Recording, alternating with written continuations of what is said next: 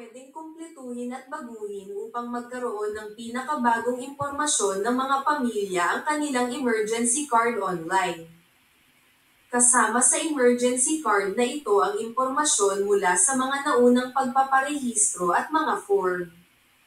Mangyaring dagdagan at baguhin ang impormasyon para sa pakikipag-ugnay at kalusugan upang mas masuportahan namin kayo at ang inyong pamilya.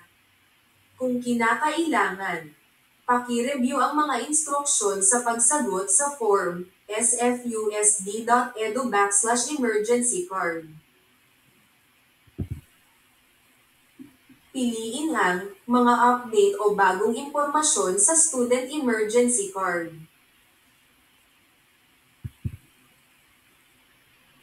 Basahin ang impormasyon na nasa pagbati o welcome information. I-click ang magpatuloy. Basahin ang kahulugan ng residency o paninirahan. Ilagay ang inyong buong pangalan.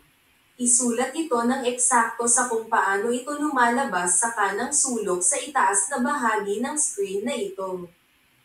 I-click ang i-save at magpatuloy. Kumpirmahin ang address ng iyong bahay. I-click ang i-save at magpatuloy. Kumpirmahin ang address para sa pagpapadala ng sulat sa pamamagitan ng koreo.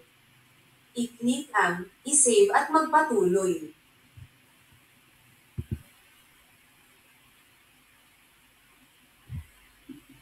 Ipasok ang demograpikong impormasyon, halimbawa, edad, kasarian, lahi, ng magulang o tagapatnubay.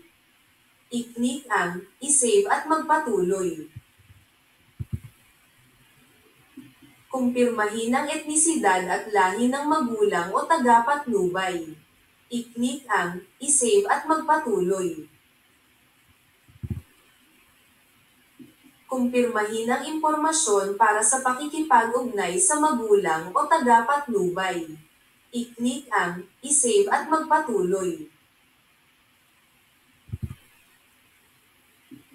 Kumpirmahin ang katayuang militar ng magulang o tagapatnubay. I-click ang i-save at magpatuloy.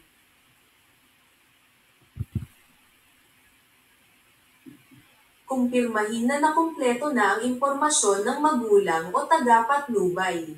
I-click ang i-save at magpatuloy. Magdagdag o tanggihan ang pagdaragdag ng emergency contact. I-click ang i-save at magpatuloy. Ilagay ang demograpikong impormasyon, halimbawa, edad, kasarian, lahi, para sa emergency contact. I-click ang i-save at magpatuloy.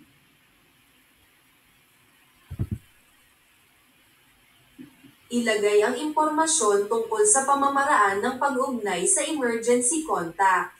I-click ang i-save at magpatuloy. Tandaan, hihilingin sa iyo na iayos ang pagkakasunod-sunod ng lahat ng emergency contact batay sa inyong kagustuhan, kung saan nasa pinakaitaas ang unang dapat na makontak.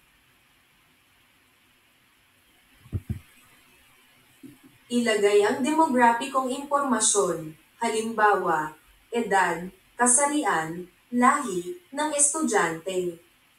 I-click ang i-save at magpatuloy. Ilagay ang impormasyon ukol sa kalusugan. I-click ang i-save at magpatuloy. Kung angkop, ilagay ang mga kondisyon ng kalusugan. I-click ang i-save at magpatuloy.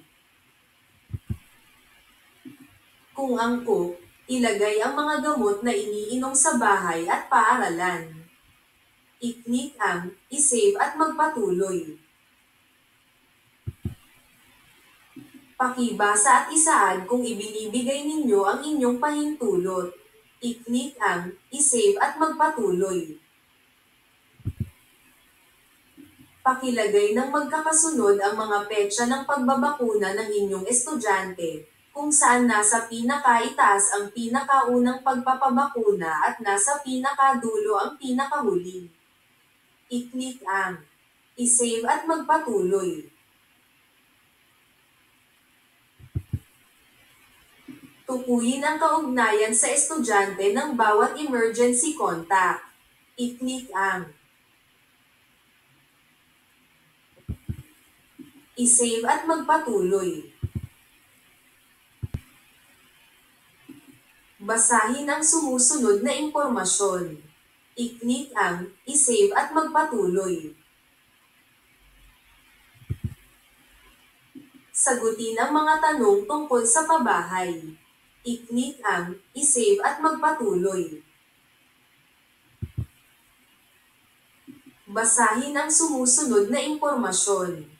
I-click ang i-save at magpatuloy. Nakumpleto na ninyo ang paglalagay ng impormasyon para sa emergency card ng inyong estudyante. I-click ang i-save at magpatuloy. Pakilakip ang anumang dokumentong kailangan. I-click ang i-save at magpatuloy. Pwede na ninyong ma-review ang impormasyon na nasa inyong emergency card upang mapatutuhanan na tama ang lahat ng impormasyon. I-click ang i-save at magpatuloy. Reviewin ang inyong emergency card. Lagyan ng check ang kahon upang patutuhanan na tama ang lahat ng impormasyon. I-click ang isumite.